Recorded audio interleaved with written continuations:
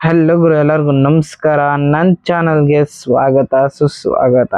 ಇವತ್ತಿನ ವಿಡಿಯೋದಲ್ಲಿ ನಾನು ತಿಳಿಸ್ಕೊಡ್ತಾ ಇರೋದೇನೆಂದರೆ, ನಿಮ್ಗೆ ಆಲ್ರೆಡಿ ಗೊತ್ತಿರ್ಬೋದು, ಧುರಂಧರ್ 2 ಸಿನಿಮಾಗೆ ಬ್ರೇಕ್ ಆಗ್ತಾ ಭೂತ್ ಬಂಗ್ಲಾ ಸಿನಿಮಾ. ಈ ವಿಡಿಯೋದಲ್ಲಿ ಈ ವಿಷಯದ ಬಗ್ಗೆ ತಿಳಿಸ್ಕೊಡ್ತೀನಿ. ಈ ವಿಡಿಯೋ ತುಂಬ ಇಂಟ್ರೆಸ್ಟಿಂಗ್ ಇರುತ್ತೆ. ಕೊನೆವರೆಗೂ ನೋಡಿ. ಇಷ್ಟ ಆಯ್ತು ಅಂದರೆ ಮಾತ್ರ ಹೋಗಿ ಲೈಕ್ನ ಮಾಡಿ ಗುರು.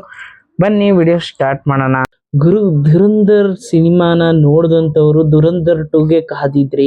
ಧುರಂಧರ್ 2 ಬಂತು. ಧುರಂಧರ್ 2 19 ಮಾರ್ಚಲ್ಲಿ ರಿಲೀಸ್ ಆಗಿದ್ದು. ಈ 19 ಮಾರ್ಚಿಂದ ಈಗ 17 ಏಪ್ರಿಲ್ ತನಕ ಚೆನ್ನಾಗೇ ಓಡ್ತು ಧುರಂಧರ್ 2. ಮತ್ತೆ ಅವ್ರದ್ದು ಕಲೆಕ್ಷನ್ ಕೂಡ ಚೆನ್ನಾಗೇ ಆಯಿತು. ಈಗ ಏನಾಗಿದೆ ಅಂದರೆ ಧುರಂಧರ್ 2ಗೆ ಒಂದು ಸ್ವಲ್ಪ ಕೊಂಚ ಬ್ರೇಕ್ನ ತಂದಿದೆ. ಯಾವುದು ಅಂದರೆ ಅಕ್ಷಯ್ ಕುಮಾರ್ ಅವ್ರದ್ದು ಭೂತ್ ಬಂಗ್ಲಾ ಸಿನಿಮಾ. ಏಪ್ರಿಲ್ 17ಕ್ಕೆ ರಿಲೀಸ್ ಆದಂತಹ ಭೂತ್ ಬಂಗ್ಲಾ ಸಿನಿಮಾ ಒಂದು ಸ್ವಲ್ಪ ಹೈಪ್ ಹುಟ್ಟಿಸಿದಂತೆ, ಮತ್ತೆ ಚೆನ್ನಾಗಿ ಕಲೆಕ್ಷನ್ ಕೂಡ ಮಾಡ್ತಾ ಇದೆಯಂತೆ.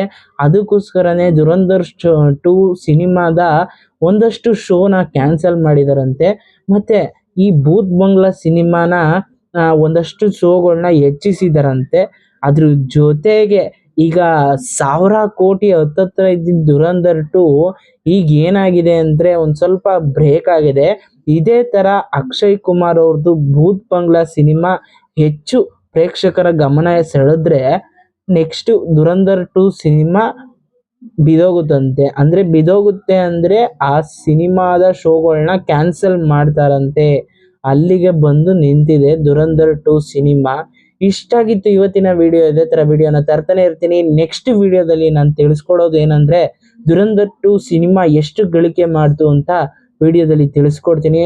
ಈ ವಿಡಿಯೋ ಇಷ್ಟ ಆಯಿತು ಅಂದರೆ ಲೈಕ್ನ ಮಾಡಿ, ಇಲ್ಲಾಂದರೆ ಡಿಸ್ಲೈಕ್ನ ಮಾಡಿ ಇದು ಯಾಕೆ ಅಂತ ಕಮೆಂಟ್ ಸೆಕ್ಷನ್ ಕಾಲ್ ಇರುತ್ತೆ, ಕಮೆಂಟ್ನ ಮಾಡಿಬಿಡಿ. Thank you for watching friends. Have a nice day. Bye.